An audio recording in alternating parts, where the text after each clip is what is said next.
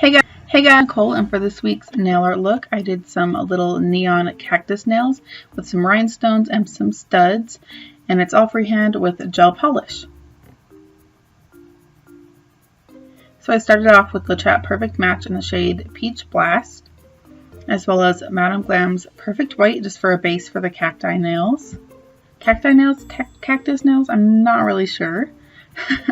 But I used the peach on my pinky, my pointer finger, and my thumb, and then the white on my middle two fingers, and I did 3 coats of each just to get a nice full coverage and an opaque nail.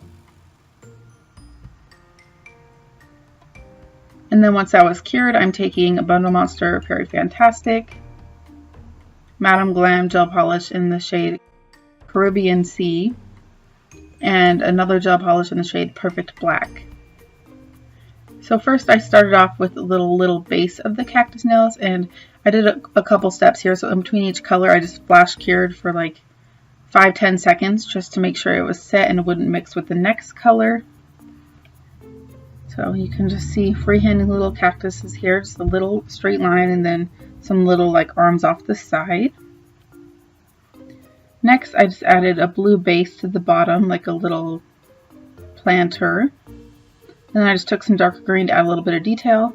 And then I took some of the peach flower to make a little flower, the peach color, sorry, to make a flower at the top of each nail. And then I took the black to make some polka dots, as well as some little spikes.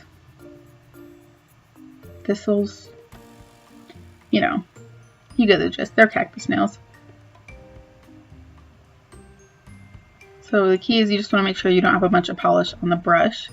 And then I'm taking a gummy jelly, which I applied to the base of the peach colored nails in order to put the rhinestones on. And then before I cured it, I applied a nice layer of top coat right on top of that. And I also applied the top coat to the middle 2 nails as well, just without the gummy jelly because I wasn't putting any rhinestones on those 2. Next, I just put 1 rhinestone in the middle of each of those nails at the very bottom. And then I applied 3 little studs around it to make kind of a little floralish geometric pattern. And as you can see, I'm just using my crystal katana for this and just move them around until you're happy with the placement. And then clean up all the product on the sides. And then once they're cured, you can go ahead and remove the tacky layer. And there you have it. Hope you enjoyed this tutorial for these cactus nails. I'll leave product links in the description box down below if you're interested. And thanks for watching. Bye!